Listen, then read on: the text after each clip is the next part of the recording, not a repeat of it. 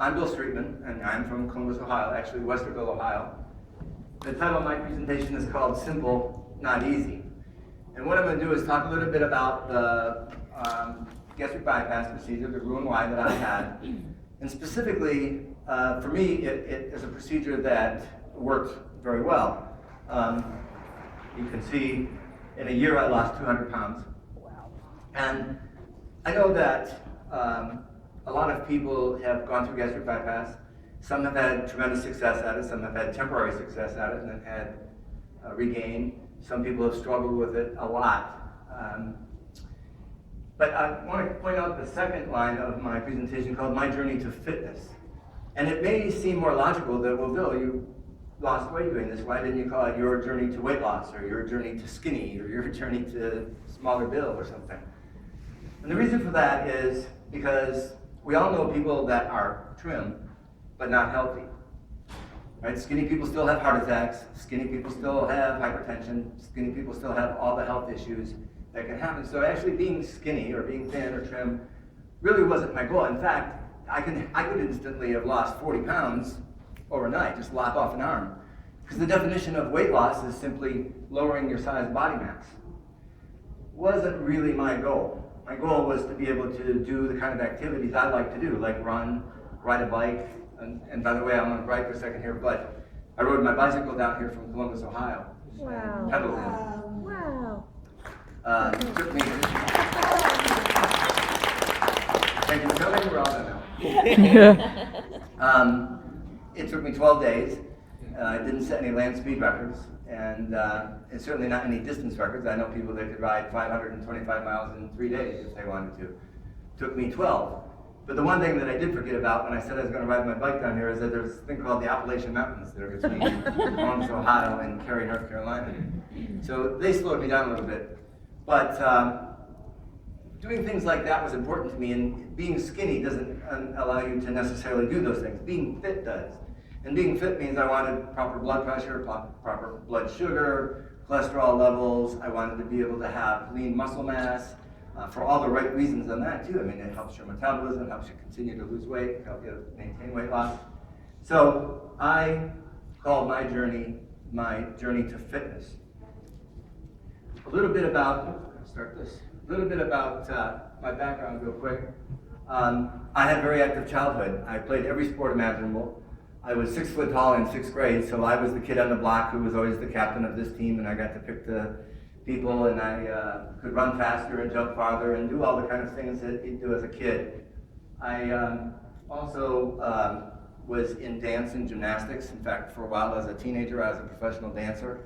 So I was very active, ran marathons, did things.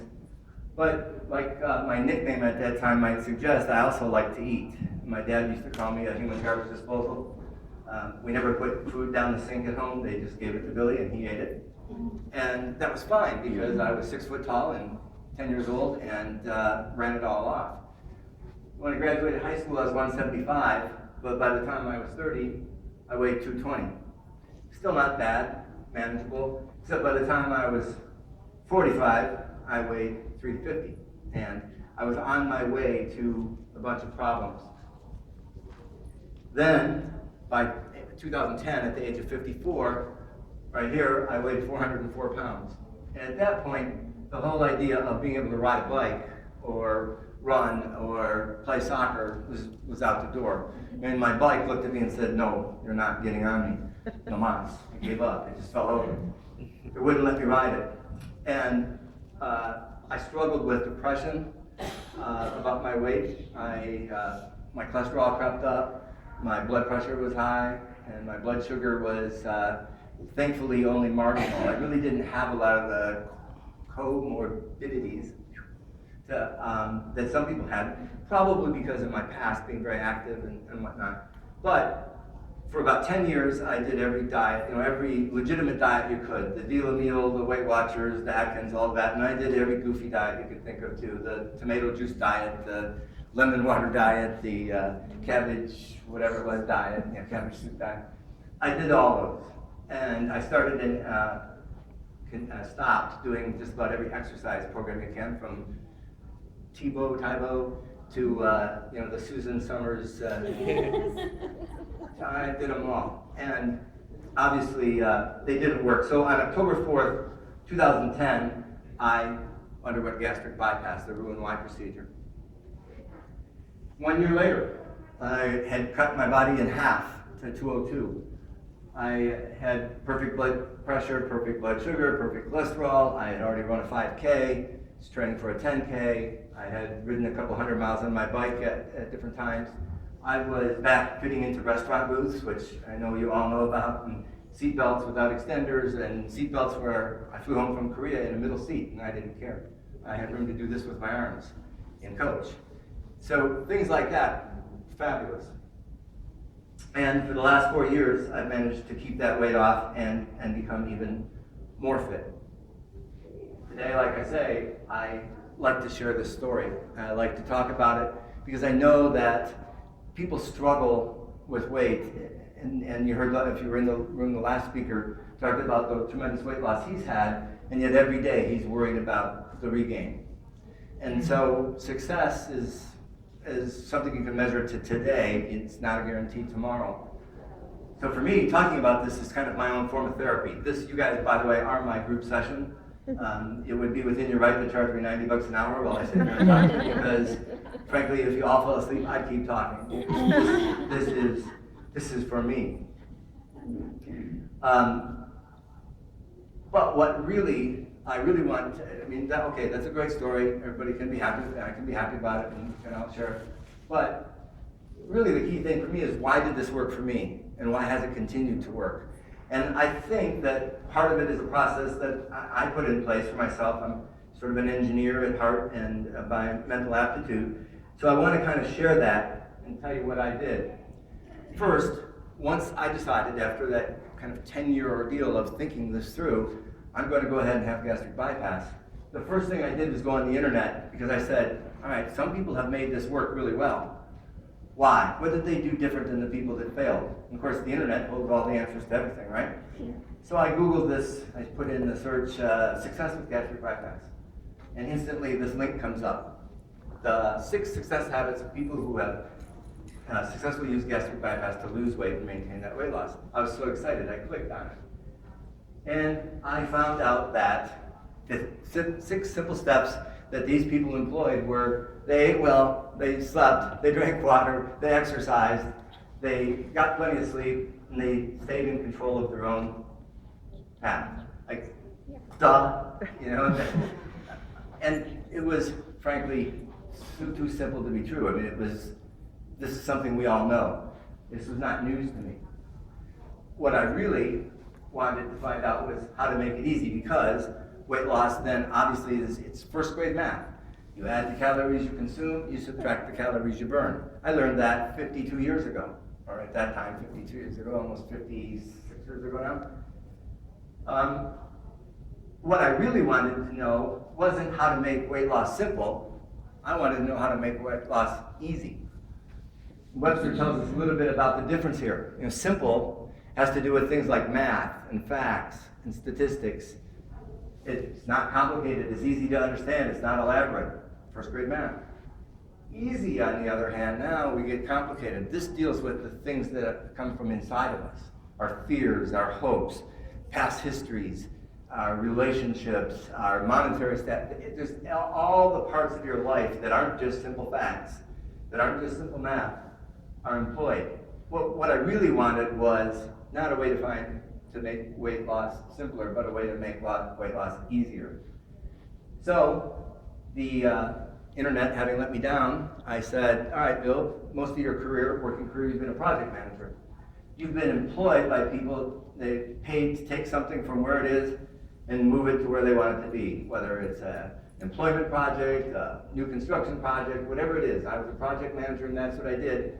So I said, I'm going to be my own project. My project is me. I'm 404 pounds, I'd like to be around 200 pounds. I'm unfit, I'd like to be fit. Well, in my career, I've been successful enough that at 54 I was able to sell my business and basically retire. Not rich, but well enough off that I could say, I'm going to make me my project. thinking about my career, some of the projects I ran, I had people say, Bill, you are the best project manager I've ever seen, I've ever known. Well, that felt good. I've also had a couple of people say, Bill, you're the worst project manager we've ever employed, and I got fired. More times they said good than bad. That's why I was able to sell my business. But nonetheless, I mean, I didn't bat 1,000, right? I had some misses. All right, what was it about those projects that failed? And they failed. Why did I fail them?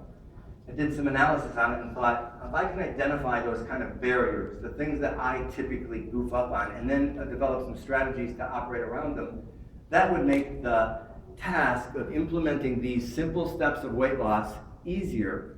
Not necessarily easy, but easier, and therefore increase the chances that I will be successful.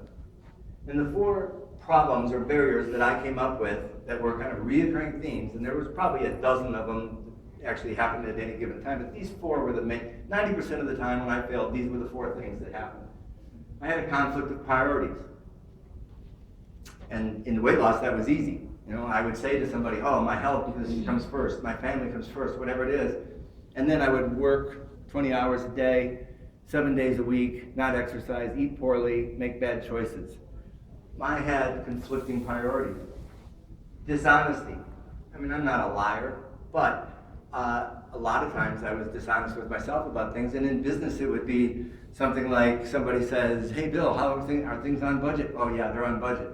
Because it's easier to say that than to say, no, I'm goofed up and I'm behind, I need an extra week. Can I please have an extra week?